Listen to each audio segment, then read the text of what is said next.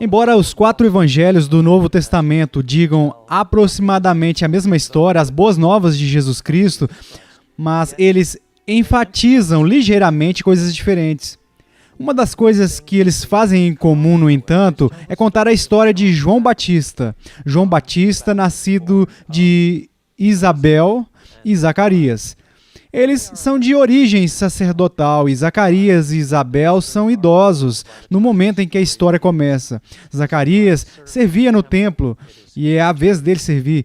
Eles são um casal sem filhos, eles gostariam de ter tido filhos, mas nunca tiveram. E agora, Gabriel, um anjo que realmente se chama por esse nome, confronta Zacarias no templo e promete que no futuro, dentro de 1 ano, nasceria uma criança que receberia o nome de João.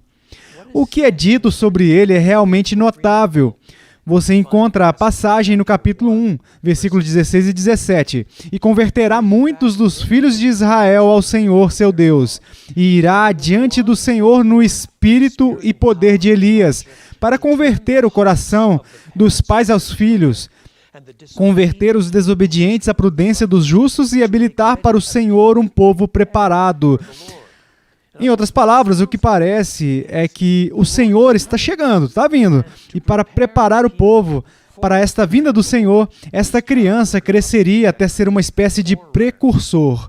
E então, 6 meses após este anúncio, o mesmo anjo aparece a uma jovem na região montanhosa da Galileia, uma jovem chamada Maria. E o que ela ouve é um pouco diferente. E ela também terá um filho, mas esse bebê não vai ser o precursor de outra pessoa. Lemos essas palavras, elas são impressionantes. Eis que conceberás e darás à luz um filho a quem chamarás pelo nome de Jesus, que significa Yahvé salva, o Deus de Israel salva. Este será grande e será chamado Filho do Altíssimo Deus. O Senhor lhe dará o trono de Davi, seu pai. Ele reinará para sempre sobre a casa de Jacó e o seu reinado não terá fim. E novamente, um pouco mais adiante, respondeu-lhe o anjo: descerá sobre ti o Espírito Santo e o poder do Altíssimo te envolverá com a sua sombra, por isso também o ente santo que há de nascer será chamado Filho de Deus. Se João Batista veio da linha sacerdotal, está relacionado com a preparação do caminho para o Senhor, este Jesus vem de uma linha real, a linha de Davi. Ele apresentará o tão esperado reino de Deus e reinará para sempre. Ele será chamado de Filho de Deus. Às vezes a linguagem do Filho de Deus ela era usada para cada rei davídico, mas este rei davídico eclipsa todos eles. Seu nascimento é milagroso, o Espírito de Deus de alguma maneira paira sobre Maria. Ele vem sobre ela com poder, e embora ela nunca tenha conhecido um homem, ela vai conceber e dar à luz um filho de uma maneira milagrosa. Esta criança será chamada de Filho de Deus. Não no mesmo sentido que os antigos reis davídicos eram filhos de Deus, agindo como Deus em alguns aspectos, mas ele mesmo, um com Deus, o Altíssimo nos visitando. A visitação de Deus, a encarnação na história da igreja. Essa é a carne do próprio Deus. E é por isso que nos relatos subsequentes, quando Maria canta a sua canção, ela fala sobre o amanhecer do reinado do Senhor, trazendo justiça e retidão. Então, quando Jesus nasce, pessoas estrangeiras vêm visitar ele.